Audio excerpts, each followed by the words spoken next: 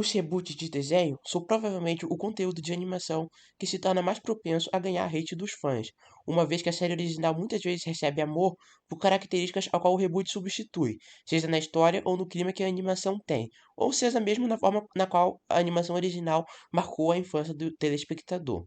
A estreia de Velma provavelmente foi uma prova do quão uma base de fãs pode odiar a nova versão de seus personagens favoritos, e me inspirou para fazer esse vídeo, que na verdade é sobre algo bom, é para falar dos melhores reboots já feitos. Meu nome é Duns e o vídeo de hoje é uma espécie de review dos bons reboots. Olha só! Eles parecem com a gente, só que melhores.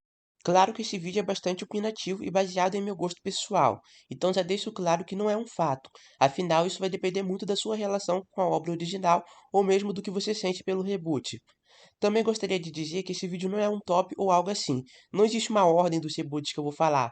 São apenas alguns dos reboots que eu vejo como muito bons, embora existam outros que me agradem. Ah, eu também escolhi reboots que acertam em aspectos diferentes, para a lista ficar bastante variada. Dado o recado, já gostaria que fortalecesse um vídeo com seu like e com a sua inscrição, caso gostem de animações. Então vamos lá.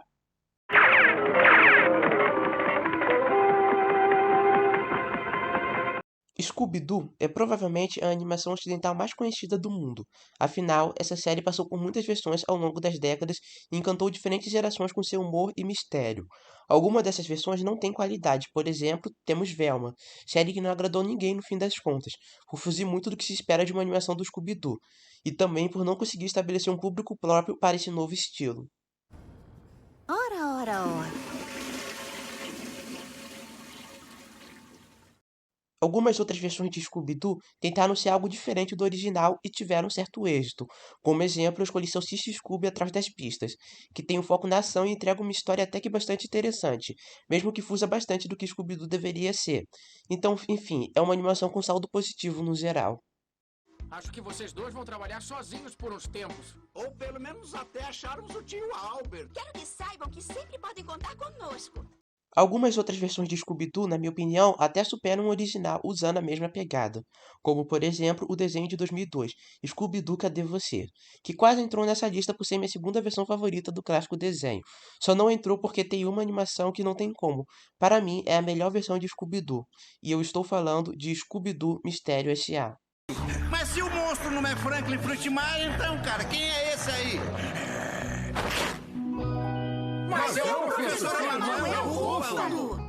Scooby-Doo Mistério S.A. é para mim um reboot que acerta no aspecto adaptativo para uma nova geração.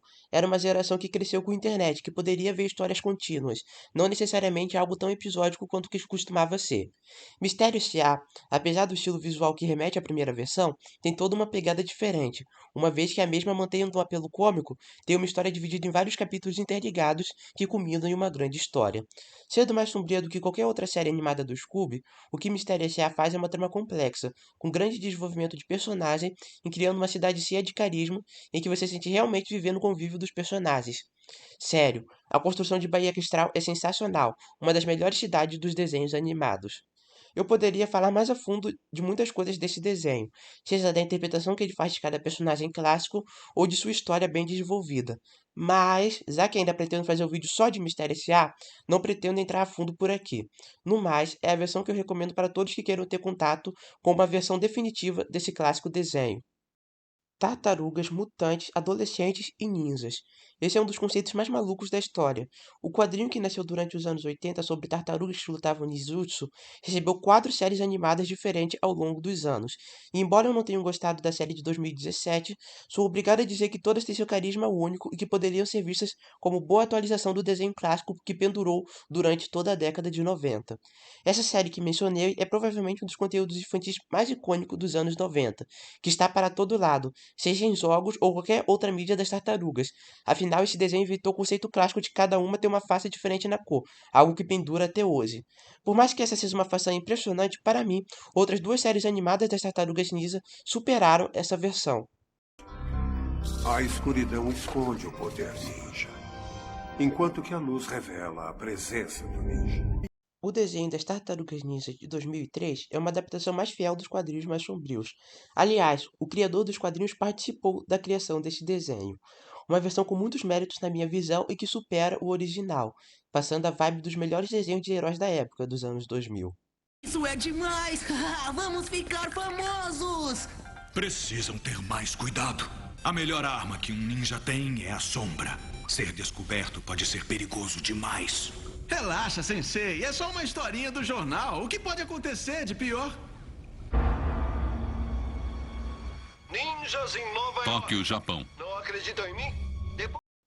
Já o de 2012 mistura o estilo das duas versões anteriores, criando uma versão bastante mista das qualidades de ambas, e para mim também supera o desenho dos anos 90. Com licença, senhores. Podem nos dirigir à convenção local de ficção científica para a qual nós estamos vestidos? O desenho de 2017, embora não me agrade, é o jeito mais fácil de introduzir esse clássico para as crianças de hoje, visto que possui episódios de 11 minutos e todas essas pequenas diferenças que afetam a visão de uma criança moderna sobre uma animação.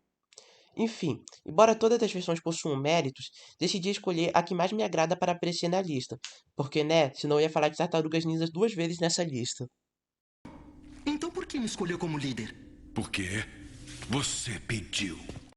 Eu escolhi Tartarugas Ninja de 2012 para ser o representante das tartarugas nessa lista, uma vez que o aspecto como reboot que ela acerta para mim é abraçar o passado, misturando as duas versões.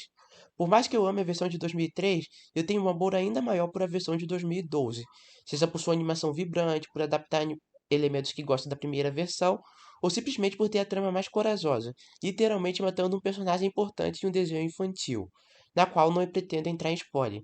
Assim como falei em Mistério S.A., pretendo fazer um vídeo só falando sobre essa série, então no momento vou deixar apenas a recomendação para quem quer conhecer as Tartarugas Ninjas. E agora chegou a hora do polêmica. É um reboot que é extremamente odiado, porém muito bem feito e também muito querido por mim. Os Jovens Titãs em Ação. Os Jovens Titãs em Ação, ou simplesmente Teen Titans Go. Esse é provavelmente o máximo estereótipo de desenho reboot que as pessoas têm. Assim como a última animação do Ben 10, Menina Superpoderosa e Thundercats Roar, houve uma redução do tempo de episódio para 11 minutos e grande foco na comédia. Mas existe uma grande diferença entre Teen Titans Go e dos desenhos que seguiram de exemplo. Essa diferença é que Os Jovens Titãs em Ação é bom, muito bom na verdade. Eu sei muito bem que os animadores estão fazendo o que podem com um orçamento limitado e prazos curtos. O desenho clássico dos Jovens Titãs de 2003 pode ter sido muito bom em muitas coisas. Fiz um vídeo apenas de review desse desenho, que recomendo que vejam depois desse vídeo. E como os que o viram sabem, eu considero uma adaptação bem feita do time de heróis. Mas como também disse no vídeo, o desenho falha demais quando tenta ser humorístico. Jovens Titãs de Ação abraça completamente esse aspecto e torna o humor a peça central do desenho. A ideia que com certeza fez muitos se virarem os olhos criou uma pegada completamente única para a série, que para mim acerta no aspecto de reboot de satirização e humor. Apesar de possuir o mesmo formato de 11 minutos dos reboots ruins que eu falei, o humor de Jovens Titãs em Ação se caracteriza por qualidade, talvez por não fazer piadas que envelhecem mal como os outros fazem. O reboot de Ben 10 ou de Meninas Superpoderosas tem muito humor que tenta reproduzir a internet e fica bem vergonhoso na verdade. Ai, ai, ai. Constrangimento. Teen Titans Go pode não ser o melhor desenho de humor que o Cartoon Network já exibiu, mas com certeza ele não está tão distante dos melhores quanto a maioria pensa. Se você é alguém que revira os olhos por o trash infantil, eu recomendo que assistam. O humor é bastante politicamente incorreto e passa longe de ser bombinho. Recomendo especialmente para os fãs da DC, já que existem muitas referências que só os leitores de quadrinhos irão entender. Por incrível que pareça, os aspectos mais infantis e irritantes do desenho original não estão aqui. Teen Titans Go não possui longos monólogos de amizade e coisas do tipo. Eu poderia falar mais do porquê considero esse desenho excelente, mas é melhor parar antes de conseguir o ódio de quem está assistindo.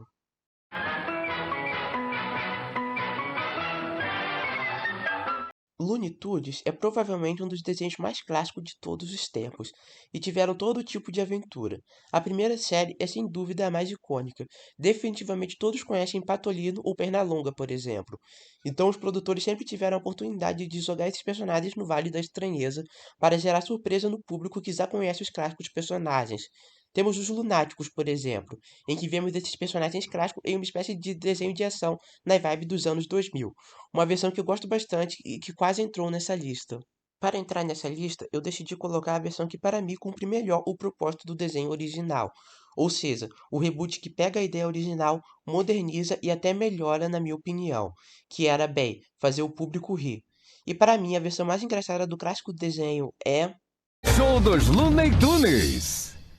O Show dos Looney Tunes. Este desenho é genial. Eu não conheço bem o fandom dessa franquia e não sei bem se isso é uma opinião polêmica, mas para mim não tem como. A ideia de usar personagens tão impregnados no imaginário popular e adaptar para um humor mais moderno nunca deu tão certo quanto nesse desenho. E a maneira como todos mantêm a sua essência é sensacional. Sem dúvidas, um grande acerto e a versão que eu recomendo para quem quer apresentar os Looney Tunes para uma nova geração. Sabe que eu odeio falar de mim, mas vamos voltar no tempo. Foi no lado leste de Nova York, onde os meus pais residiam num bairro bem humilde. O que o Show dos Looney Tunes fazem é manter a essência dos personagens. Por exemplo, o Patolino continua sendo babaca, o Pernalonga continua não estando nem aí pra nada e o Gaguinho continua sendo um clássico personagem inseguro. Mas ao invés daquele clássico modelo de aventuras episódico em que, por exemplo, o Coyote sempre persegue o Papaléguas, eles resolveram trazer esse conceito para uma visão mais moderna, sitcom, algo que fazia muito sucesso entre os que nasceram no século XXI. E eles adaptaram esses estereótipos de personagens para os estereótipos de personagens de sitcoms. Enfim, essa série é um grande acerto e para mim é a melhor versão dos Looney Tunes. O quê? É assim que acaba? E não tem uma outra temporada pra resolver as tramas que ficaram pendentes? Bom, ainda existem muitos reboots que eu gostaria de abordar em uma parte 2 deste vídeo, mas aqui quero que esse vídeo não fique muito grande e estou parando por aqui. Gostaria de lembrar mais uma vez para deixarem seu like e se inscreverem caso gostem de animações. Bom, é isso. Até a próxima.